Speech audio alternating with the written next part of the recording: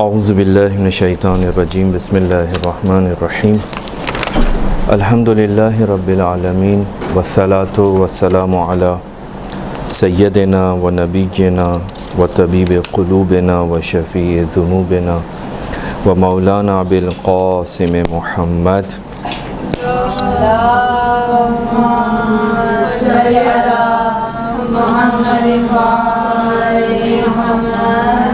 وعلی اہل بیتہ الطیبین الطاہرین المعصومین المظلومین لا سیما بقیت اللہ العظم ارواحنا لہ الفدا ولعنت الدائمۃ علی اعدائہم اجمعین من یومنا الی قیام یوم الدین اما بعد فقد قال اللہ سبحانہ وتعالی فی محکم کتابہ اعوذ باللہ من الشیطان الرجیم بسم اللہ الرحمن الرحیم قل لا اسألکم علیہ اجرا الا المودۃ فی القربى صلوات پڑھیں محمد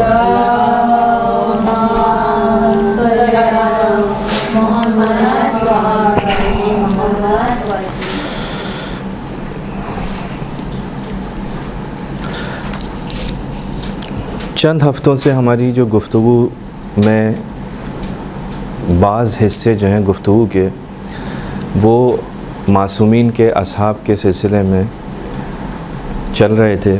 اسی سلسلے کو آگے بڑھاتے ہوئے آج ایک صحابی کی طرف، ایک صحابی کی سیرت کی طرف، اس صحابی کے جس کو عام طور پر لوگ نہیں جانتے لیکن ویسے ہی وہ اہل بیت کا چاہنے والا ہے، بہت محبت کرنے والا ہے، عشق اہل بیت میں ڈوبا ہوا شخص ہے، اور مولا کائنات امام حسن، امام حسین علیہ السلام تینوں کو اس نے درک کیا، یعنی تینوں کا صحابی بھی ہے.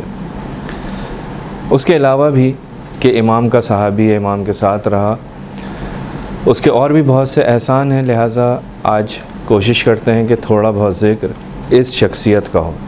شخصیت کا نام ہے ابو الاسود دوئیلی. ابو تو لکھنا جانتے ہیں آپ لوگ، ابو الاسود، الف لام الف سین واو دال، تو اس کو جب ملا کے پڑھیں گے تو ابو الاسود دوئیلی، دال واو حمزہ لام چھوٹی ہے، دوئیلی. یہ کنیت ہے، مولا کائنات کا صحابی ہے، بہت ہی مشہور صحابی ہے، بہت ہی ہم پر بھی اس کے ایک خاص احسان ہے. میں نے عرض کیا کہ یہ کنیت ہے ابو الاسود دوئیلی. نام کیا ہے؟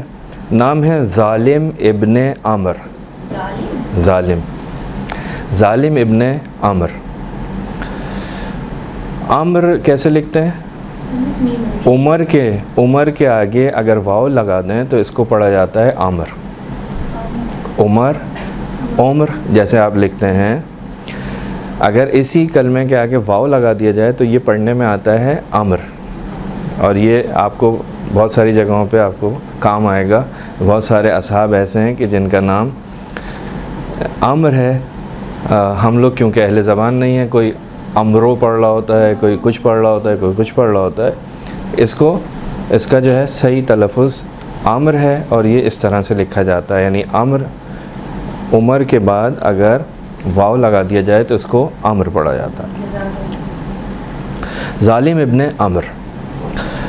بس نام ظالم کس کا بیٹا ہے؟ عامر کا بیٹا، ابن عامر، یعنی ان کے والد کا نام جو تھا وہ کیا تھا؟ عامر تھا. کنیت ابو الاسود دوئیلی. اگرچہ بعض لوگوں نے ان کو تابعین میں سے شمار کیا ہے. تابعین آپ کے ذہن میں ہوگی یہ اصطلاح. ایک ہوتا ہے ہمارے پاس صحابی اور ایک ہوتا ہے تابعین. صحابی وہ ہوتے ہیں جنہوں نے رسول خدا کو دیکھا. تابعین وہ ہوتے ہیں کہ جنہوں نے اصحاب رسول خدا کو دیکھا، یعنی رسول کو نہیں دیکھا، اصحاب کو دیکھا. مثلا مولا کائنات کو دیکھا ہے. مولا کائنات کون ہے؟ صحابی ہے رسول. سلمان فارسی کو دیکھا ہے. تو جس نے رسول کو دیکھا ہے حالت ایمان میں، رسول کے ساتھ مصاحبت کی ہے، اس کو ہم کہتے ہیں صحابی. لیکن جس نے صحابی کو دیکھا اس کو کہتے ہیں تابعی یا تابعین. اس کے بعد پھر تابعین اور یہ سلسلہ چلتا ہے. تو بعض لوگوں نے کہا ہے کہ یہ تابعین میں سے ہے، اور بعض لوگوں نے کہا ہے کہ نہیں، یہ صحابی اصحاب میں سے.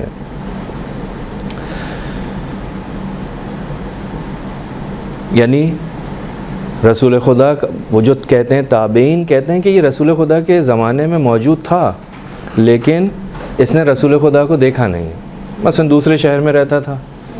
یعنی ایسا نہیں ہے کہ رسول کے زمانے میں یہ اس دنیا میں نہیں آیا تھا، نہیں، پیدا ہو چکا تھا، موجود تھا.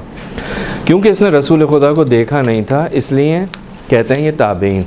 لیکن بعض دوسرے افراد، یعنی ایک قول ہمیں تاریخ میں یہ بھی ملتا ہے کہ نہیں، یہ شخص جو ہے یہ اصحاب میں سے ہے، جنگ بدر کے اندر رسول خدا کے ہمراہ اس نے جنگ میں شرکت کی ہے، جنگ بدر میں. لیکن زیادہ تر لوگ اس قول کو قبول نہیں کرتے اور کہتے ہیں یہ تابعین میں سے ہیں. خوب، تابعین میں سے ہیں تو اب ہم آ جاتے ہیں کس کو دیکھا ہے اس نے؟ اہل بیت کو دیکھا ہے. مولا کائنات امام حسن، امام حسین، امام سجاد تک کو اس شخص نے دیکھا ہے. اور اسی طرح سے یہ شخص وہ ہے کہ جو خلفاء کے طرف سے بھی اور مولا کائنات کی طرف سے بھی حکومت کے مختلف منصبوں پر فائز رہا.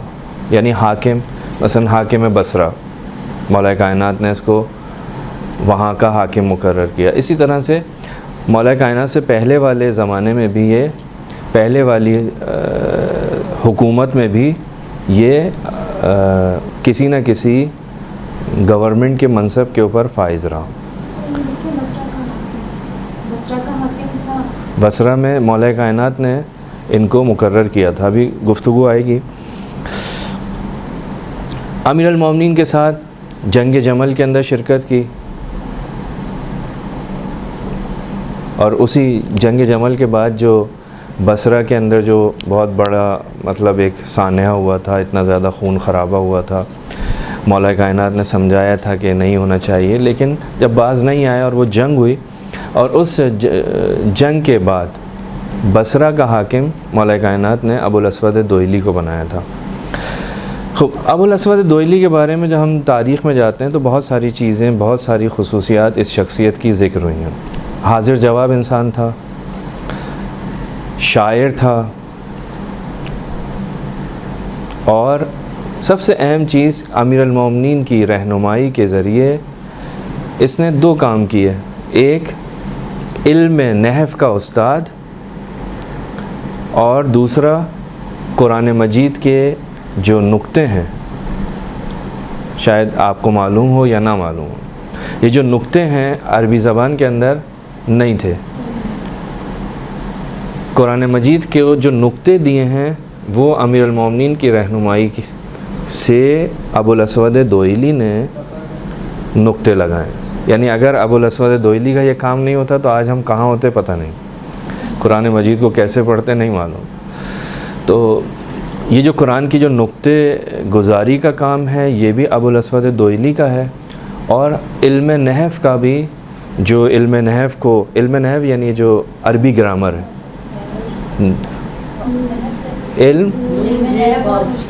یہ جو عربی گرامر ہے، میں اس کو یوں کہہ لوں عربی گرامر، جیسے ہم کہتے ہیں علم، دو حصے ہوتے ہیں اس کے، ایک علم صرف، ایک علم نحو.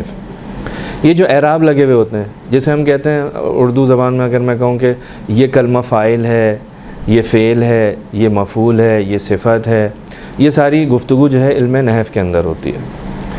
یہی اگر انسان کو آتا ہوگا تو انسان صحیح ترجمہ کر سکتا ہے یہ ساری چیزیں. تو علم نحو کو مدون کرنے والا، علم نحو کو سمجھ لیں اس کی ابتدائی جو چیزیں تھیں وہ اسی نے کی تھی مولا کائنات کی رہنمائی کے ذریعے. اہل بیت کا بہت خیر خواہ ہے، امیر المومنین کا خیر خواہ، اہل بیت علیہم السلام کے ساتھ کھڑا ہونے والا. تو جو اس کا اہم ترین کام ہے وہ کیا ہے؟ علم نحو یا کتاب نحو کی تدوین، یا اس کو ہم کہتے ہیں یہ بنیان گزار علم نحو، نون ہے واو. البتہ بعض مورخین نے لکھا ہے کہ علم نحو کے بنیان گزار امیر المومنین ہے. تو یہ دونوں باتیں آپس میں ٹکراتی نہیں ہیں. یہ امیر المومنین کا شاگرد تھا، امیر المومنین نے اس کو کچھ چیزیں سکھائیں، اور پھر ان چیزوں کے ذریعے جا کر اس نے اس چیز کو آگے بڑھایا کہ روایت میں ملتا ہے کہ امیر المومنین کے پاس یعنی جو پوچھا جب ابو الاسود دوئلی سے پوچھا کہ علم نحو تمہارے پاس کہاں سے آیا یہ علم، تو اس نے جواب دیا کہ اس کی جو اصول تھے، اس کی جو اہم ترین جو نکات تھے وہ مجھے علی ابن ابی طالب نے عطا کیے، اور پھر میں نے اس میں کیا کیا، اضافہ کیا۔ یعنی جو چابی تھی وہ امیر المومنین نے اس کے اختیار میں دی، اور پھر اس نے چابی کو مختلف جگہوں پر گھمانا شروع کیا، اور بالآخر اس کے اندر وسعت پیدا ہوتی چلی گئی۔ خود یہ ابو الاسود دوئلی کہتا ہے کہ ایک دن میں امیر المومنین کے پاس گیا اور حضرت کو دیکھا کہ آپ جو ہیں فکر کے اندر ڈوبے ہوئے ہیں، مولا فکر کر رہے ہیں۔ میں نے عرض کیا یا امیر المومنین کیا بات ہے، کیا فکر کر رہے ہیں؟ تو مولا نے فرمایا کہ میں نے سنا ہے کہ تمہارے شہر کے اندر لوگ ہیں جو قرآن مجید کی قراءت صحیح نہیں کرتے، عرب ہیں وہ لیکن قراءت صحیح نہیں کر رہے۔ ممکن ہے عرب کے ساتھ ساتھ عجم بھی ہو، کیونکہ بصرہ وغیرہ کی سائڈ جو ہے یہ ایران کا ایریا ہے، تو عجم بھی جو ہے وہ مسلمان ہو چکے ہیں۔ ان کو سمجھ میں نہیں آتا کہ یہاں پہ بے پڑھنا ہے، تے پڑھنا ہے، سے پڑھنا ہے، کیا پڑھنا ہے، جیم ہے نہیں معلوم۔ کہا کہ میں نے سنا ہے کہ تمہارے شہر کے اندر لوگ ہیں جو قرآن مجید کی قراءت صحیح نہیں کرتے اور ان کے تلفظ کے اندر غلطی کرتے ہیں، اشتباہ کرتے ہیں۔ میں چاہتا ہوں ایک کتاب عربی کے اندر عربی کے اصول کے اوپر لکھوں۔ تو ابو الاسود دوئلی کہتے ہیں کہ میں نے کہا کہ مولا اگر آپ ایسا کریں گے تو آپ نے ہمیں ایک نئی زندگی عطا کی، آپ نے عربی لغت کو جو ہے وہ استحکام عطا کیا۔ کہتے ہیں اس کے بعد میں چند دنوں کے بعد دوبارہ مولا کائنات کی خدمت میں گیا، تو اس وقت مولا کائنات نے ایک تحریر مجھے دی جس کے اوپر یہ لکھا ہوا تھا بسم اللہ الرحمن الرحیم الکلام کلہ اسم و فعل و حرف۔ مولا کائنات نے نہیں دیکھیں، ابھی یہ میرے لیے کہنا بہت آسان ہے، لیکن سوچیں کہ جب کوئی گرامر ہو ہی نہ، اس وقت یہ لفظ آ رہا ہو کہ دیکھو کلام جو ہے وہ 3 چیزوں پر مشتمل ہے، یا اسم ہوگا اس میں، یا فعل ہوگا، یا حرف ہوگا۔ ایسا ہی ہے، ہر زبان کے اندر ایسا ہی ہے، اسم ہوتا ہے، فعل ہوتا ہے، حرف ہوتا ہے۔ مولا کائنات نے ایک تحریر دی اس کو جس کے اوپر یہ لکھا ہوا تھا کہ دیکھو بسم اللہ الرحمن الرحیم کلام جو ہے اس کی 3 قسمیں ہیں، اسم ہے، فعل ہے، حرف ہے۔ اسم کسے کہتے ہیں، فعل کسے کہتے ہیں، حرف کسے کہتے ہیں؟ امام نے تینوں کی وضاحت کی اور اس کو دے دیا، اور پھر امام نے فرمایا کہا کہ اس قانون کی پیروی کرو، یہ جو میں تمہیں دے رہا ہوں، یعنی فعل، اسم اور حرف، ان کو دیکھو، اور جو تمہارے اس قاعدے کو دیکھ کر جو تمہارے ذہن میں چیزیں آئیں اس کے ذریعے ان چیزوں کو اس کے اندر اضافہ کرو، آگے بڑھاؤ۔ یعنی امام نے اس کے ہاتھ میں ایک چابی دے دی، اب اس سے کہا کہ اس کو آپ نے آگے بڑھانا ہے، کنٹینیو آپ نے کرنا ہے، اس کے اندر اضافہ آپ نے کرنا ہے۔ ایک کلیہ دے دیا، اور اس سمجھدار آدمی تھا، اس نے، امام کو معلوم ہے کہ کس کو دینا ہے، اس کو دیا، اس نے اس کو آگے بڑھایا۔ کہتا ہے پھر چند روز کے بعد میں امام کی خدمت میں پہنچا، اور وہ چیزیں جو میں نے اضافہ کی تھیں وہ میں نے امام کی خدمت میں رکھیں، امام کی خدمت میں پیش کی۔ اس وقت امام نے ایک جملہ کہا ما احسن ھذا النحو الذی نحوت۔ یہ ایک جملہ ہے، دیکھیں یہاں سے ہی اس علم کا نام آ رہا ہے، ابھی تک اس علم کا کوئی نام نہیں تھا۔ مورخین کہتے ہیں کہ اس وقت جب اس نے وہ قواعد جو اس نے اضافہ کیے تھے اس نے مولا کی خدمت میں رکھے، تو مولا کائنات نے کہا کہ ما احسن ھذا النحو الذی نحوت، یعنی کتنا خوبصورت ہے یہ طریقہ جس کے اوپر تم نے اس کو ترتیب دیا ہے، یہ طریقہ، یہ روش۔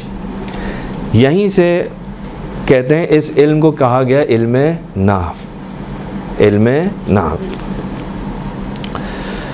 یہ ایک چیز. دوسری چیز جو تاریخ کے اندر ملتی ہے کہ یہ شخص ابو الاسود دوئلی مولا کائنات نے اس کو دیا، لیکن کہتے ہیں کہ یہ قرآن مجید کی جو اعراب گزاری کی ہے اس کے اندر اس نے یہ چیزیں جب دیکھیں کہ بہت سارے لوگ ہیں جو غلط قرآن پڑھتے ہیں. مثلا کہتے ہیں اس نے ایک عرب کو دیکھا جو قرآن مجید کی ایک آیت پڑھ رہا تھا، ان اللہ بریء من المشرکین ورسولہ. اس کو پڑھنا کیسا چاہیے تھا؟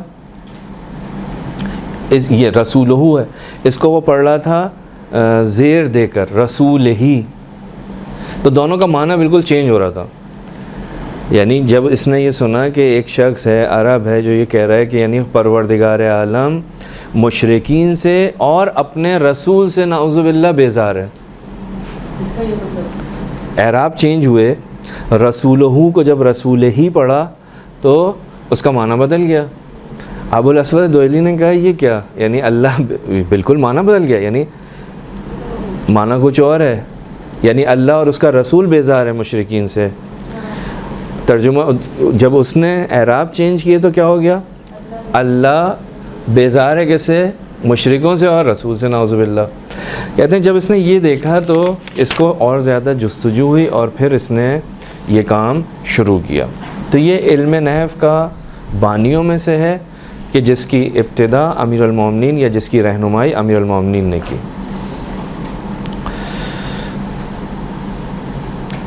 اسی طرح سے ہم اس شخصیت کو جب تاریخ کے اندر دیکھتے ہیں تو مختلف جگہوں پر، مثلا جنگ جمل کے اندر اس شخصیت کا ایک خاص کردار دکھائی دیتا ہے. جنگ جمل آپ کو معلوم ہے کہ یہ وہ جنگ ہے، یعنی رسول خدا کی جنگوں میں اور امیر المومنین کی جنگوں میں جو ایک بنیادی فرق ہے وہ یہ کہ امیر المومنین کے مقابلے میں جتنے بھی لوگ آئے تھے وہ کلمہ پڑھنے والے لوگ ہیں. رسول خدا کی جو جنگیں ہو رہی تھیں وہ کس کے ساتھ ہو رہی تھیں؟ کافروں کے ساتھ، کافروں کے ساتھ، یہودیوں کے ساتھ. لیکن یہاں پر تو کہتے ہیں کہ جب بصرے کی طرف امیر المومنین کے مخالف گروہ نے چڑھائی کی اور وہ بصرے پہنچے تو حاکم بصرہ عثمان ابن حنیف امیر المومنین کا بہت ہی چاہنے والا صحابی ہے، یہ بصرے کا حاکم تھا. جب اس کو اطلاع ملی کہ ایسے ایسے فلاں فلاں افراد جو ہے لشکر لے کے بصرہ کی طرف آ رہے ہیں تو اس نے 2 افراد کو بلایا. عثمان ابن حنیف نے 2 افراد کو بلایا، ایک ابو الاسود دوئلی، دوسرے عمران ابن حسین. ان دونوں کو بلایا اور ان دونوں کو کہا کہ بھائی یہ جو لشکر آیا ان کے بڑوں کے پاس جاؤ اور ان سے پوچھو یہ کیوں آئے، کیا چاہتے ہیں. ابو الاسود دوئلی جو ہیں وہ رسول کی زوجہ کے پاس پہنچے، ان سے پوچھا کہ بھئی یہاں آنے کا مسئلہ مطلب کیا ہے، یہ جو اتنا بڑا لشکر لے کر آئے ہیں آپ لوگ کیوں لے کر آئیں؟ کہا کہ ہم جو ہے وہ بدلہ لینے آئے ہیں فلاں کے خون کا. تو ابو الاسود نے کہا یہاں بصرے کے اندر تو ان کا کوئی قاتل نہیں ہے، بصرے والوں کا اس سے کوئی لنک نہیں ہے، کوئی تعلق نہیں ہے. کہا معلوم ہے ہمیں کہ یہاں پر کوئی نہیں ہے، لیکن جب تمہیں معلوم ہے کہ جب بصرے والوں کے اوپر وہ اس نے فلاں شخص نے جب ظلم کیا تھا تو میں بولی تھی. کہا اب جب اس پہ ظلم ہوا ہے تو میں چاہتی ہوں کہ بصرے والے بھی جو ہیں وہ میرے ساتھ کھڑے ہوں. اس نے بہت سمجھایا، کہا کہ آپ کا کام گھر کے اندر ہے، آپ اللہ کی عبادت کریں، اطاعت کریں، قرآن کی تلاوت کریں. یہ جنگ اور جہاد جو ہے یہ عورتوں کے اوپر پروردگار نے نہیں رکھا. عورتوں کی ذمہ داری نہیں ہے کہ وہ کسی کے خون کا بدلہ لیں، اور اگر ان کے خون خواہی کا کوئی بدلہ لینے کا حق رکھتا ہے تو وہ آپ سے زیادہ علی ابن ابی طالب ہے، کیونکہ علی ابن ابی طالب ایک اعتبار سے ایک ہی قبیلے سے، ایک ہی سلسلے سے تعلق رکھتے ہیں، دونوں عبد مناف کی نسل سے ہیں. اگر حق رکھتا ہے تو وہ آپ سے زیادہ حق رکھتا ہے. کہا کہ نہیں، میں آئی ہوں یہاں پہ، اب میں دوبارہ پلٹنے والی نہیں ہوں، جس کام کو کرنے کے لیے ہم آئے ہیں ہم وہ کر کے جائیں گے.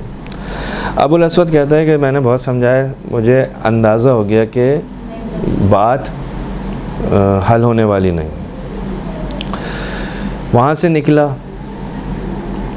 اس کو جا کر بتایا کہ بھائی ایسے. دوسری طرف جو عمران ابن حسین تھا وہ زبیر کے پاس گیا، اس کو سمجھایا. جب بہت زیادہ سمجھایا، اس کو کہا کہ بھائی تمہیں معلوم ہے یہاں کوئی نہیں ہے، یہاں کیوں آئے ہو؟ کہا اچھا تم جا کے وہ فلاں سے بات کرو، جو تیسرا فرد تھا اس سے جا کے بات کرو۔ یہ دونوں اس کے پاس گئے، اس کو جا کے سمجھایا، لیکن وہ بھی جو ہے سمجھنے کے لیے تیار نہیں ہوا۔ سر تیسرے شخص کا نام کیا؟ تیسرے طلحہ، یعنی عمران اور ابو الاسود جو ہیں وہ انہوں نے ملاقات کی، ان کو سمجھایا کہ بھائی یہ جو ہے صحیح نہیں ہے، تو لیکن انہوں نے دیکھا کہ نہیں، یہ تو کسی بھی صورت میں پیچھے ہونے والے نہیں ہیں، طلحہ ابن زبیر، یہ کسی بھی صورت میں پیچھے ہونے والے نہیں ہیں۔ آ کر انہوں نے بصرے کے حاکم سے کہا، عثمان ابن حنیف سے کہا کہ بھائی یہ تو جنگ ہونی ہے، یہ جس ارادے سے آئے ہیں وہ یہ ہے۔ تو اس پہ عثمان ابن حنیف جو بصرہ کا گورنر ہے مولا کائنات کی طرف سے، اس نے کہا کہ ٹھیک ہے، لوگوں میں اعلان کیا کہ بھائی اب تم بھی جو ہے اپنے آپ کو تیار کر لو جنگ کے لیے۔ اور عثمان ابن حنیف نے جو ہے وہ مکے میں اور مکے اور مدینے کی قسم کھائی کہ میں ہرگز جو ہے اس جنگ سے فرار نہیں کروں گا، اور میں علی ابن ابی طالب کی حمایت میں کھڑا رہوں گا۔ یہ ان دونوں کا ایک کردار جو تاریخ میں دکھائی دیتا ہے، خاص طور پہ جن کی بات ہو رہی ہے ابو الاسود دوئلی کی۔ اسی طرح سے دیکھیں، پتہ اس وقت چلتا ہے کہ محبت کرنے والا ہے جب انسان سے کوئی چیز چھن جاتی ہے، خصوصاً وہ محبت کرنے والا جب کوئی چیز لیتا ہے نا، اور پھر وہ شخص جو محبت کے دعوے کر رہا تھا اس چیز کے جانے کے بعد بھی اگر اس کے ساتھ کھڑا رہے تو پتہ چلتا ہے کہ محبت کرتا ہے یا نہیں کرتا، جس کی مثال یہی افراد ہیں۔ یہ جو 3 افراد تھے، ان میں سے ایک فرد وہ ہے کہ جو امیر المومنین کے لیے تلوار لے کر کھڑا ہوا تھا۔ چند سال کے بعد، یعنی کل تک اتنی محبت تھی، یعنی میں اس کو ظاہری محبت کے اوپر ہی اگر حمل کروں تو اتنی محبت تھی، لیکن اب اچانک کیا ہو گیا؟ صرف یہ کہ جی میں دیکھتا ہوں کوفے اور بصرے کی جس کو میں مناسب سمجھوں گا دوں گا، ایک چیز جیسے ہی امید منقطع ہوئی یہ چیز ہمیں نہیں مل رہی، فوراً مقابلے میں آ گیا۔ ابو الاسود دوئلی عجیب شخص ہے، امیر المومنین نے بصرے کے اندر اس شخص کو استاندار بنایا، گورنر بنایا۔ کچھ عرصے کے بعد امیر المومنین نے اس کو ہٹا دیا۔ جب ہٹایا تو اس نے آ کر مولا سے پوچھا کہ مولا کیا بات ہے، کیا غلطی ہو گئی ہے، کیا میں غلط فیصلے کرتا ہوں؟ کہا کہ نہیں، تم نے جتنے بھی ابھی تک فیصلے سنائے وہ صحیح سنائے، لیکن یہ قضاوت کی مسند کے اوپر تھا، قاضی القضات تھا بصرے کا۔ امام نے کہا کہ نہیں، جو تم نے فیصلے سنائے وہ صحیح ہیں، لیکن مجھ تک ایک خبر یہ پہنچی ہے کہ جب تم جو تمہارے پاس اپنے معاملات لے کر آتے ہیں ان سے گفتگو کرتے ہو تو تمہاری آواز ان کی آوازوں سے اونچی ہو جاتی ہے، اس وجہ سے میں تم کو اس منصب سے ہٹا رہا ہوں۔ کہتے ہیں کہ ابو الاسود نے اس کو قبول بھی کیا اور اس کے اوپر کسی قسم کا کوئی اعتراض اور کوئی رد عمل نہیں دکھایا۔ یہ ہے ابو الاسود، یعنی اگر ٹھیک ہے مسند سے ہٹا دیا، وجہ کیا تھی؟ وجہ یہ تھی، ٹھیک ہے مولا صحیح کہہ رہے ہیں۔ امیر المومنین کے ساتھ بیت المال بصرہ میں ابو الاسود کہتا ہے کہ جب بصرہ کی طرف یہ گروہ آیا تھا جنہوں نے حملہ کیا تھا اور یہ جو جنگ جمل ہوئی تھی، اور انہوں نے کیا کیا، عثمان ابن حنیف کو بصرہ سے باہر نکال دیا۔ جب عثمان ابن حنیف کو باہر نکال دیا تو کہتا ہے کہ میں نے ان 2 افراد کو خود یہ کہتے ہوئے سنا کہ جب وہ بیت المال کے اوپر ان کی نگاہیں پڑیں، جب انہوں نے وہاں سونا اور چاندی دیکھا تو خوشحالی کے مارے یہ کہتے ہوئے دکھائی دے رہے تھے، یہ کہہ رہے تھے کہ خوشحالی میں بہت ہی خوش ہو کر یہ کہہ رہے تھے، کہا کہ یہ جنگی غنیمت ہے جس کا وعدہ پروردگار عالم نے ہمیں دیا تھا۔ یعنی پھولے نہیں سما رہے تھے، ان کی آنکھیں جو ہیں خیرہ ہو چکی تھیں سونا اور چاندی کو دیکھ کر کہ خدا نے ہمیں جو ہے یہ سونا اور چاندی دیا۔ یہی کہتا ہے کہ جب یہ جنگ ختم ہوئی تو میں علی ابن ابی طالب کے ساتھ اسی بصرہ کے بیت المال کے پاس کھڑا تھا. تو امیر المومنین نے جب اس سونے اور چاندی کو دیکھا تو فرمایا یا صفرا یا بیضا غری غیری، اے سونا اے چاندی کسی اور کو جا کر دھوکہ دینا. وہ افراد تھے جن کی آنکھیں جیسی انہوں نے دیکھی کہا کہ خدا نے ہمیں یہ دیا، وہ جنگ مال غنیمت. امیر المومنین کی کہتا ہے کہ جب امیر المومنین نے اس بیت المال کو دیکھا تو فرمایا کہ اے سونے اے چاندی کسی اور کو جا کر دھوکہ دینا. غری غیری المال یاسوب الظلمہ، کہتے ہیں کہ جو مال ہے یہ ظالموں کا سردار ہے. مولا نے فرمایا وَأَنَا یاسوب المومنین، امیر المومنین کا ایک لقب ہے یاسوب المومنین کا. یہ جو مال ہے کس کا؟ یہ ستمگروں کا، ظالموں کا سردار ہے، اور میں مومنوں کا سردار ہوں. دیکھیں کتنا فرق ہے ان یعنی امیر المومنین اور ان کے مقابلے میں آنے والے افراد کا. یعنی نظر جو ہے آپ کی وہ کیا ہے؟ فرماتے ہیں یعنی اس کی کوئی حیثیت نہیں ہے، یہ مجھے دھوکہ نہیں دے سکتے. تو ابو الاسود کہتا ہے کہ خدا کی قسم علی نے اصلاً اس مال کی طرف ذرہ برابر بھی توجہ نہیں کی. یعنی گویا ایسے جیسے کوئی بے ارزش اور بے قدر و قیمت کوئی مٹی علی کے سامنے پڑی ہوئی ہو. اور میں نے اس منظر کو دیکھ کر مجھے بہت تعجب ہوا اور اپنے آپ سے کہا کہ وہ کیا کہہ رہے تھے اور علی کیا کہہ رہا ہے. وہ کیا کہہ رہے تھے اور علی کیا کہتا ہے. وہ دنیا کے پیچھے تھے لیکن علی آخرت کے پیچھے ہے. یہ امیر المومنین کے بارے میں ابو الاسود دوئلی کہتا ہے. اسی طرح سے جب امیر المومنین کی شہادت ہوئی تو شہادت امیر المومنین کے وقت یہ مدینہ کے اندر باقاعدہ خطاب کرتا ہے، امیر المومنین کے اوپر سوگوار دکھائی دیتا ہے، اور اس کے بعد لوگوں کو امام حسن مجتبیٰ کی طرف یعنی ان کی بیعت کی طرف دعوت دیتا ہوا دکھائی دے رہا ہے. اور سب اس میں پیش خود ابو الاسود دوئلی بھی ہے. ولایت کا عالم کیا تھا؟ تاریخ میں ایک واقعہ ملتا ہے کہ ایک دن دشمن امیر المومنین نے ابو الاسود کے گھر، بعض روایتوں میں ملتا ہے شہد، بعض روایتوں میں ملتا ہے حلوہ، یقیناً کوئی قیمتی حلوہ ہوگا، بہت ہی اچھا خوش رنگ اور اچھے ذائقے کا حلوہ، ابو الاسود دوئلی کے گھر بھیجا کہ کیوں؟ تاکہ وہ بالآخر یہ کھائے گا اور ہماری طرف رغبت پیدا کرے گا. کہتے ہیں جب ان کی بیٹی نے جس کی عمر تھی 5 سال دیکھا، اس حلوے کو دیکھا، تو بے اختیار اس بچی نے اس حلوے میں ہاتھ لگایا اور اپنے منہ میں رکھا. جیسے ہی اس نے یہ کام کیا ابو الاسود دوئلی نے فوراً اپنی بیٹی سے کہا کہ بیٹی یہ اس حلوے کو مت کھاؤ، اس کو اپنے منہ سے باہر نکال دو. کیوں؟ کہتے ہیں یہ زہر ہے، یہ حلوہ نہیں ہے، یہ زہر ہے. یہ جو اس کی مٹھاس ہے،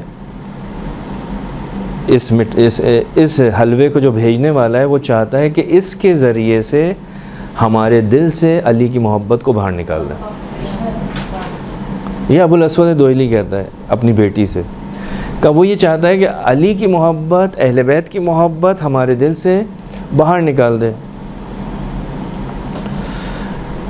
تو یہ لکھتے ہیں کہ اسی وقت اس بچی نے کیا کیا، کیونکہ کچھ کھایا تھا اس نے اپنی حلق کے اندر انگلی ڈالی اور جو تھوڑا بہت اتر گیا تھا اس کو واپس باہر نکالا اور کہا کہ خدا جو ہے اس شخص کے چہرے کو سیاہ کر دے.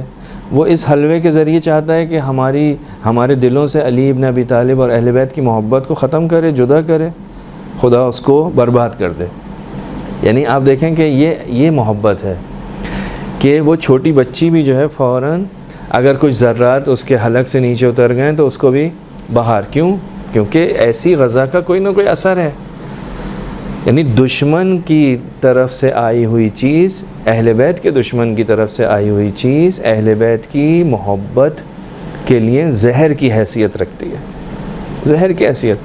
لہٰذا اس سے بچنے کی ضرورت ہے، اس سے دوری اختیار کرنے کی ضرورت ہے. یہ ابو الاسود اپنی آخری عمر تک جو ہے وہ اہل بیت علیہ السلام کے بارے میں گفتگو کرتے رہے، اور بالآخر اس دنیا سے رخصت ہوئے. تقریباً 69 ہجری میں 85 سال کی عمر تھی. بصرہ کے اندر طاعون آیا اور وہ اس دنیا سے رخصت ہو گئے.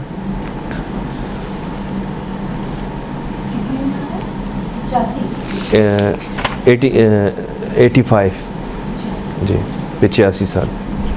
یہ تھے ابو الاسود دوئلی، صحابی امیر المومنین، علم نحو کے وضع کرنے والے اور اعراب لگانے والے. ایک صلوات پڑھیں محمد والا.